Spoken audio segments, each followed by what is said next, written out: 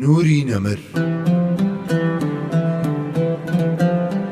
بەرجی شەشەم نووسینی مامۆستا محەممەد فەتحوڵڵا گولەن.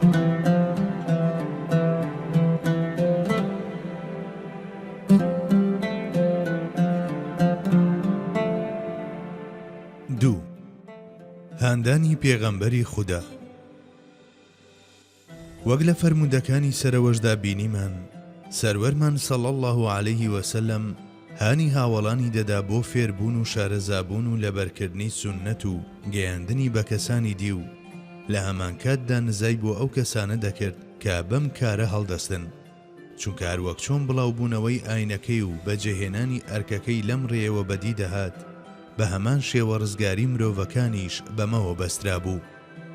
ماوەیەکی کەم پێش فەتحی مەکە دەستەی عەبدولقەیسی هۆزی ڕەبیعە هاتنە لای پێغەمبەری خودا و پێیان وت: ئەی پێغەمبەری خودا، ئێمە لە شوێنێکی زۆر دوورەوە هاتووینە لای تۆ، لە نێوان ئێمە و تۆدا فڵان هۆز لە بێباوەڕان هەیە، هەر بۆیە جگە لە مانگە حرامەکان هیچ کاتێکی دی ناتوانین بینەلات. جا فەرمانمان پێ بکە بە کۆمەڵێک شت تا بیگەیەنین بەو کەسانەی لە پاشخۆمان بەجێمان هێشتون، تا بەو هۆیەوە ئێمەش بتوانین بڕۆینە بەهەشت. پێغەمبەری خوداش صلی الله علیه وسلم فەرمانی هەندێک شتی پێکردن و ڕێگەی لە هەندێک شتی دی لێگرتن و پاشان وتەکانی بەم قسەیە تەواو کرد: ئەحفەظوه و ئەخبیرو، ئەمانە لەبەر بکەن و بە کەسانی دوای خۆتانی بگەێنن. ئەو هەروەک چۆن لە کۆتایی وتاری ماڵ ئاواییدا فەرموویەتی: ئەوانەی لێرەن وتەکانم بگەێنن بەوانەی کە لێرە نین. بە هەمان شێوە لە فەرموودە سەحیحەکاندا هەڕەشەی لەو کەسە کردووە کە شتێک دەزانێت و دەیشارێتەوە. من سئل عن علم علمه ثم كتمه ألجم يوم القيامة بلجام من نار. هەر کەس دەربارەی شتێک کە دەیزانێت پرسیاری لێ بکرێت و بیشارێتەوە، ئەوا لە ڕۆژی قیامەتدا بە لەغاوێک لە ئاگر دەبەسترێتەوە. هاوڵە بەڕێزەکان هەروەک نرخ و بەهای سونەتیان دەزانی، زۆر بە باشیش بڕوایان هێنابوو بە گرنگی و پێویستی بانگەواز بۆکردن و گواستنەوەی. ئەوان بە هەندانەکانی سەروەرمان جۆش و خرۆش دەیگرتن و بە هەڕەشەکانیشی گیانیان دەهاتە لەرزین و لە پەنا ئەمەشدا هەڕەشەکانی قورئانی پیرۆز سەبارەت بە شاردنەوەی زانستیان بە هەمان شێوە لێک دەدایەوە و لەم سۆنگەیەوە بەو پەڕی گرنگی پێدانەوە هەوڵیان بۆ بڵاوکردنەوەی سوننەت دەدا.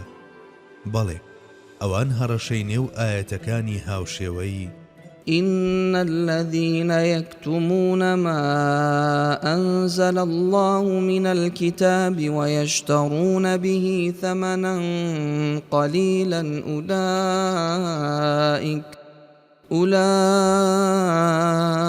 أولئك ما يأكلون في بطونهم إلا النار. بێگومان ئەوانەی نیگای خوا دەشارنەوە کە لە کتێبەکانیاندا ڕەوانەی کردوون، تەورات و ئینجیل و قورئان، و بەو شاردنەوەیە نرخێکی کەم بەدەست دەهێنن، ئەگەر هەموو دنیایشان دەست بکەوێت لە بەرامبەریەوە هەر کەمە. ئەوانە تەنها ئاگر دەخۆن و سکیانی لێپڕ دەکەن. هەتا سەر ئێسقان هەست پێکرد و هەوڵیان دەدا قورئان و سوننەت بە تەواوی مافپێدانەوە لەبەر بکەن و داخوازیەکانیان جێبەجێ بکەن و بە کەسانی دیان بگەێنن. جگە لەمە سەروەرمان صلی الله علیه وسلم هەروەک چۆن قورئانی فێری هاوڵان دەکرد، بە هەمان شێوە سوننەتیشی فێر دەکردن. ئیبن مەسعود دەفەرموێت: پێغەمبەری خودا هەروەک چۆن ئاەتەکانی قورئانی فێر دەکردین، بە هەمان شێوە تەحیاتیشی فێر دەکردین. لە دەربڕینێکی تریشدا وتوویەتی: هەروەک چۆن ئاەتەکانی قورئانی فێر دەکردین، بە هەمان شێوە نزای ئیستیخارەشی فێر دەکردین. پێغەمبەری خودا صلی الله علیه وسلم ئەوەی هەموو کەسێک بتوانێت قسەکانی وەربگرێت و لەبەریان بکات، دانەدانە و بەدان پێدانانەوە قسەی دەکرد و زۆر جار هەرچی دەوت 3 جار دووبارەی دەکردەوە. لەم بارەیەوە حەزرەتی عایشەی دایکمان بە کەسانی دوای پێغەمبەری خودای فەرمووە: پێغەمبەری خودا صلی الله علیه وسلم وەک ئێوە یەک لەسەر یەک قسەی نەدەکرد، بەڵکو دانەدانە وشەکانی دەوت و گەر کەسێک بیویستایە دەیتوانی ژمارەی وشەکانی بژمێرێت.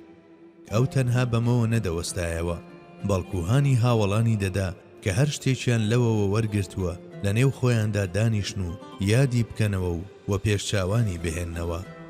دەربارەی ئەم بابەتە لە یەکێک لە فەرمودە پیرۆزەکانیدا پەنجە دەخاتە سەر گرنگی بابەتەکە و دەفەرموێت: وما اجتمع قوم في بيت من بيوت الله يتلون كتاب الله ويتدارسونه بينهم إلا نزلت عليهم السكينة وغشيتهم الرحمة وحفتهم الملائكة وذكرهم الله في من عنده.